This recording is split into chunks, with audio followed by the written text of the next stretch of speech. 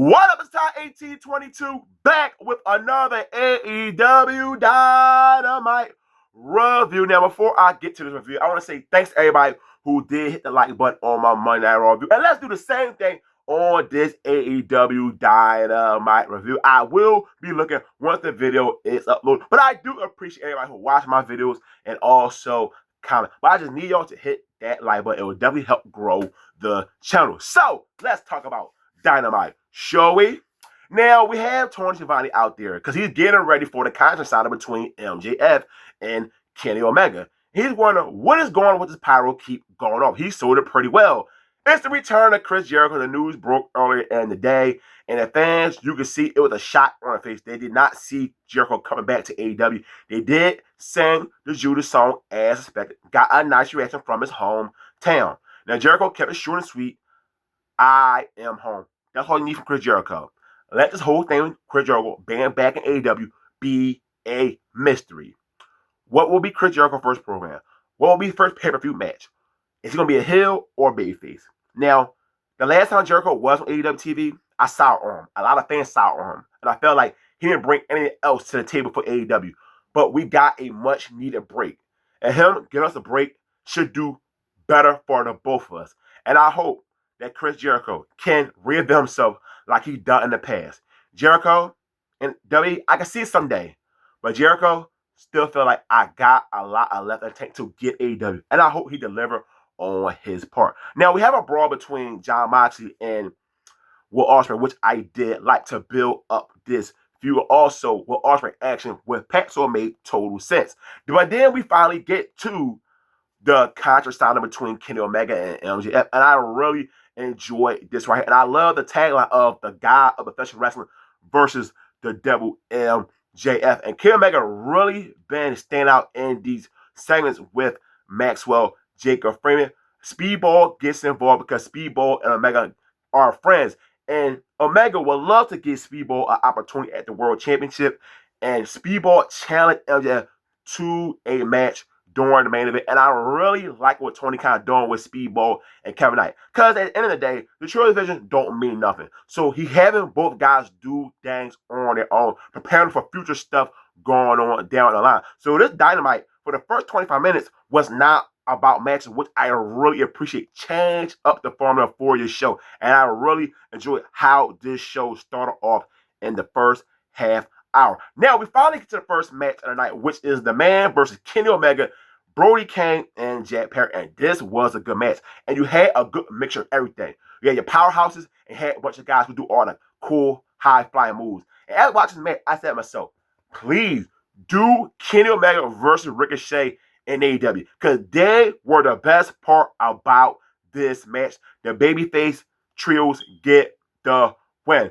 Pat versus Will Ospreay. Now, Will Ospreay came out fourth entrance, and Pat attacked him, and he gave him a brain buster on the ramp. So they're selling Will Ospreay neck as they should.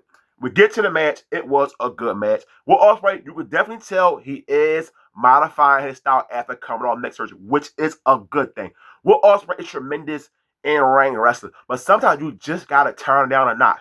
Was it good the last one? No, but it still was a good match. And I love the end of the match because, man, it made it really seem like it was a possibility of Ospreay actually tapping out to Pat, but he just did enough to escape. But then the Death Riders come out to jump Will Ospreay, and they did put the chair back on his neck. And Cody Castanoli was going to step on it, but Jon Moxley told him not to do it. And Jon told him, do not make this personal, Will Ospreay.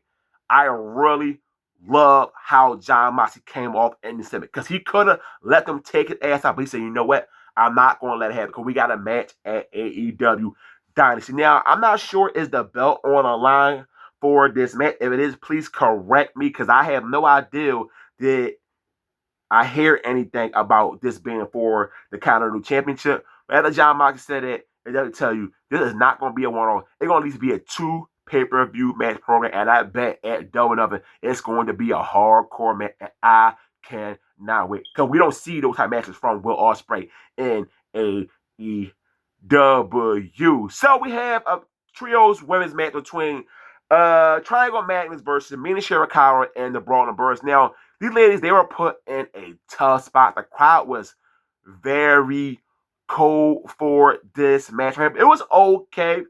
I'm not sure who the hell Tech is going to face. Most likely they could do her and Mina in a rematch.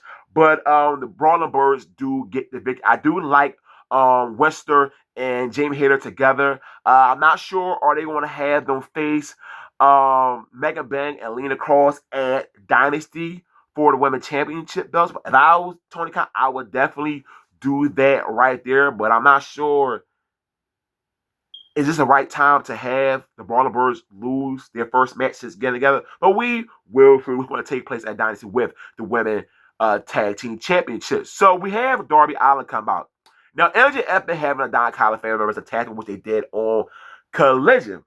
And Don Callis made it official that it will be Darby Allin versus Andrade, and I am looking forward to that match right there. But then you had the rest of the members come out to attack Darby Allin, and he get assist by Brody King and Jan Perry. And I thank Tony Khan for having a commentary to break up the history between Brody King and Jack Perry, two former feuds from Darby Allin. I hate in the professional wrestling when they just completely forget about it because they just baby faces now. Thank you, Tony Khan. So this made total sense right here from this segment.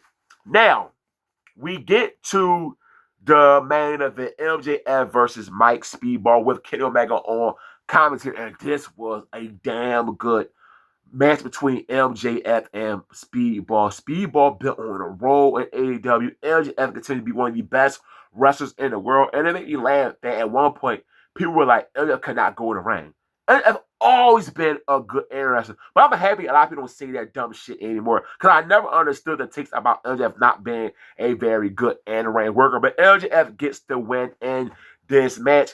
He went to attack Mike Speedball, but of course, Kenny Omega put a stop to it. I really love the fact that Kenny Omega was all over the show. We all know Kenny Omega, he is telling things back. He is no longer the guy he used to be ever since the injury started piling, especially with the diverticulitis situation with Kenny Omega. So it's cool to see Kenny Omega be a part of the episode of Dynamite all for 2 hours of the show.